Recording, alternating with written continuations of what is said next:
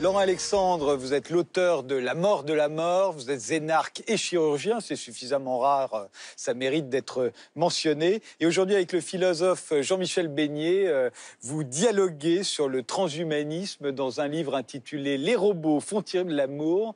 Le transhumanisme, c'est un projet qui consiste à améliorer les êtres humains, à les augmenter. Alors, est-ce que c'est prométhéen, ça c'est sûr? Est-ce que c'est inédit? Est-ce que c'est utopique? Est-ce que c'est sérieux? Est-ce qu'on peut véritablement supprimer nos limites? Alors c'est un courant de pensée qui est déjà ancien, de vouloir supprimer tous les impossibles, toutes les limites de l'homme, de la Métrie, Condorcet, Pic de la Mirandole, étaient déjà des gens qui imaginaient un futur dans lequel l'homme maîtriserait son destin. Ce qui est nouveau, c'est qu'aujourd'hui, les technologies NBIC, c'est-à-dire les nanotechnologies, les biotechnologies, notamment la génétique, l'intelligence artificielle, l'informatique, la robotique, rendent possible la cassure de nos limites traditionnelles. Donc c'est sérieux.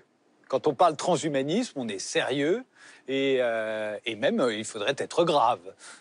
Ce qui est sûr, c'est que les gens qui dirigent ces technologies-là sont les gens de la Silicon Valley et les grandes plateformes, les grands géants du numérique chinois, c'est-à-dire les Google, les Facebook, les Baidu, les Alibaba en Chine. Donc effectivement, ce sont des industriels et des chercheurs sérieux qui promeuvent cette idéologie.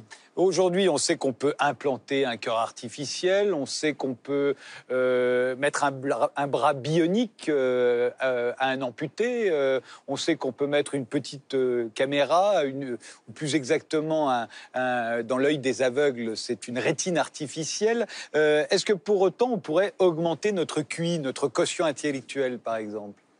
Alors, ce serait souhaitable si l'on en croit les gens qui pensent que l'intelligence artificielle va nous dépasser.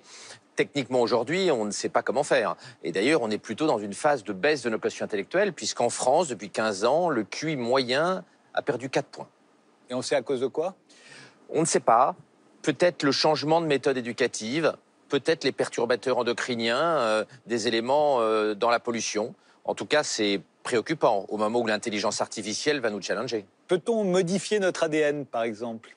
Oui, on peut modifier notre ADN, mais comme vous le savez, on ne sait toujours pas guérir la myopathie. Donc l'utilisation en médecine des modifications d'ADN qu'on sait parfaitement faire en éprouvette, ça va encore prendre 10 à 15 ans. Peut-on éradiquer les maladies? Alors, le fondateur de Facebook s'est engagé à éradiquer toutes les maladies humaines d'ici 2100.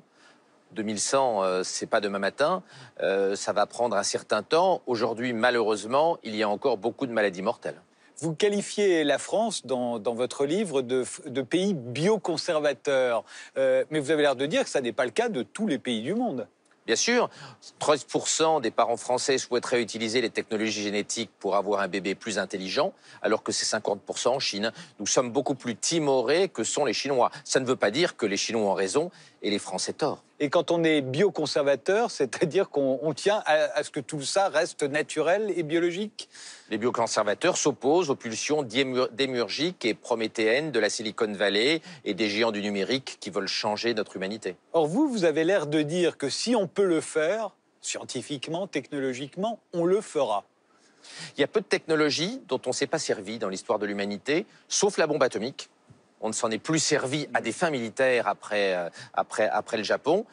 Dans le domaine médical, on s'est toujours servi des innovations technologiques qu'on a mis au point. Est-ce que nous, on pourra l'interdire? Si on est si bioconservateur que vous le dites, et si on veut l'interdire, est-ce qu'on va pouvoir interdire le transhumanisme comme on interdit la PMA pour les couples homosexuels ou la GPA? On sera, si on interdit ces technologies-là, dans la situation où on était en 1965, où, avec l'interruption volontaire de grossesse, les bourgeoises riches prenaient l'avion et allaient se faire avorter à Londres, pendant que les ouvrières françaises s'avortaient à l'aiguille à tricoter. En France, dès qu'on parle de séquençage de l'embryon, de choses comme ça, toutes choses qui sont à la base des idées transhumanistes, on pense eugénisme. Immédiatement, c'est l'eugénisme, c'est-à-dire c'est les savants nazis fous, les docteurs qui veulent absolument nous manipuler. Qu'en est-il de l'eugénisme exactement et de son rapport avec le transhumanisme ? Alors, les transhumanistes sont eugénistes. D'ailleurs, le mot transhumaniste a été inventé par un eugéniste de gauche, qui était le frère d'Aldous Huxley, l'écrivain du Meilleur des mondes. Il y a une volonté eugéniste, c'est-à-dire d'améliorer les embryons. Alors, c'est pas le nazisme, c'est l'opposé. C'est pas supprimer les mauvais embryons, c'est promouvoir les bons embryons et sélectionner les bons embryons. Mais c'est effectivement moralement et religieusement très choquant. Et c'est un toboggan sur lequel nous sommes déjà depuis un certain temps. Il ne faut pas oublier qu'en France, l'État, la sécurité sociale, rembourse l'IVG lorsqu'il y a une trisomie 21 et que 97% des enfants trisomiques dépistés sont avortés en France. Nous sommes déjà eugénistes et la sécurité sociale rembourse l'eugénisme en France. Elle le rembourse, mais est-ce qu'elle encourage pour autant ? Elle encourage. En tant que parent, on voit bien qu'il est très difficile de résister au dépistage de la trisomie 21 quand un couple attend un bébé. Donc vous voulez dire qu'on est déjà eugéniste et qu'au fond, on ne le sera qu'un tout petit peu plus ? On est déjà eugéniste, il n'y a pas eu de réflexion politique sur ces sujets-là et je m'en désole. On a généralisé le dépistage de la trisomie 21 sans qu'il n'y ait jamais de débat politique. Et l'eugénisme est une question grave, c'est une question politique, c'est un vrai choix de société. Vous dites, Laurent Alexandre, que le plus imminent, c'est la course avec l'intelligence artificielle. Est-ce qu'on va devoir interfacer nos cerveaux, le vôtre et le mien, avec des microprocesseurs pour pouvoir ne pas être anéantis par les futures machines dotées d'une intelligence artificielle qui nous surpassera ? Je ne sais pas si c'est souhaitable, mais en tout cas, des gens comme Elon Musk, le fondateur des automobiles Tesla, expliquait le 2 juin 2016 il est urgent que nous interfacions nos cerveaux avec des microprocesseurs, sinon l'intelligence artificielle va nous traiter comme je traite mon labrador. Donc le risque d'une vassalisation de l'humanité par l'intelligence artificielle conduit la Silicon Valley à imaginer qu'il est urgent d'interfacer nos neurones avec des transistors. Mais il y a deux sortes d'intelligence artificielle. Il y a l'intelligence artificielle faible, celle-là on la connaît déjà, et puis il y a l'intelligence artificielle forte, et celle-là on la connaît pas encore. Bien sûr, aujourd'hui nous n'avons qu'une intelligence artificielle faible. La voiture qui se conduit seule, le logiciel de Google qui a gagné au jeu de Go. Nous n'avons pas encore une intelligence artificielle qui pourrait souhaiter nous zigouiller. Mais les Celle gens de HAL 9000 dans 2000 à l'Odyssée de l'espace. Voilà. Mais les gens comme Elon Musk ou comme Bill Gates sont très inquiets et pensent que l'intelligence artificielle pourrait devenir forte et donc hostile relativement rapidement, avant 2050. Donc d'où la nécessité d'augmenter notre QI, d'où la nécessité de devenir des cyborgs de l'intelligence. Nous augmenter en devenant des cyborgs plutôt que d'être supprimés par l'intelligence artificielle, c'est ce que pense la Silicon Valley et les transhumanistes. La Silicon Valley et les Chinois aussi. Bien sûr. C'est là que sont les géants du numérique avec des acteurs comme Baidu, Alibaba ou Tencent. Et c'est là où vous pensez qu'en France, tout bioconservateur que l'on est, on ne pourra pas reculer, parce que les parents seront demandeurs.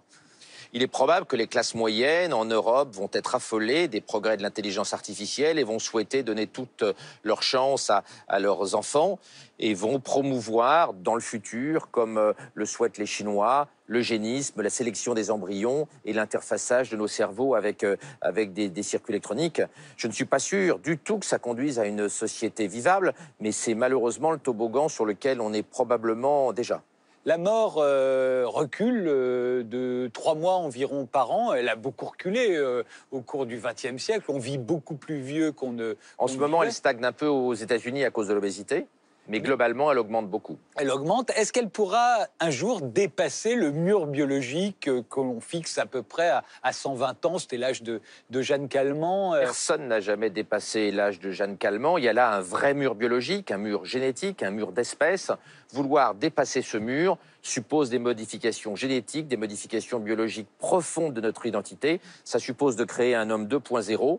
C'est le projet des transhumanistes. Est-ce que ça doit être le projet de l'humanité? Il faudrait en discuter. Mais à quoi ça servirait d'en discuter, puisque vous avez l'air de dire que si on peut le faire, on le fera. Et non seulement on le fera ici, on le fera là, mais tous les autres diront « je veux faire comme les autres ». S'il y avait un débat politique mondial sur le sujet, on trouverait peut-être les moyens de réguler, d'organiser une gouvernance de ces modifications génétiques.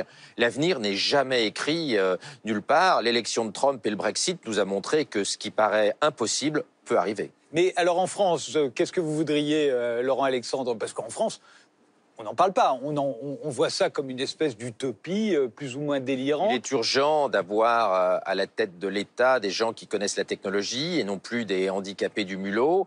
Il faut qu'on ait des gouvernants qui comprennent la technologie. Or, entre Nicolas Sarkozy et François Hollande, on a eu 2 présidents de suite qui ne s'intéressaient pas à la technologie. C'est tragique à un moment où il y a tant de choix technologiques avec des implications aussi politiques devant nous. Et vous pensez vraiment qu'on va faire l'amour avec des robots Les gens qui sont en situation de misère sexuelle et qui ont recours à la masturbation et qui n'ont pas de partenaire sexuel préféreront sans doute faire l'amour avec des robots dotés d'intelligence artificielle que de continuer à se masturber. Pour les autres, je pense que faire l'amour avec des êtres de chair va rester supérieur. Et nous serons donc à quelques décennies, dites-vous, d'une post-humanité possible. Quand vous endormez le soir, vous y pensez, vous la voyez, cette post-humanité, et à quoi ressemble-t-elle?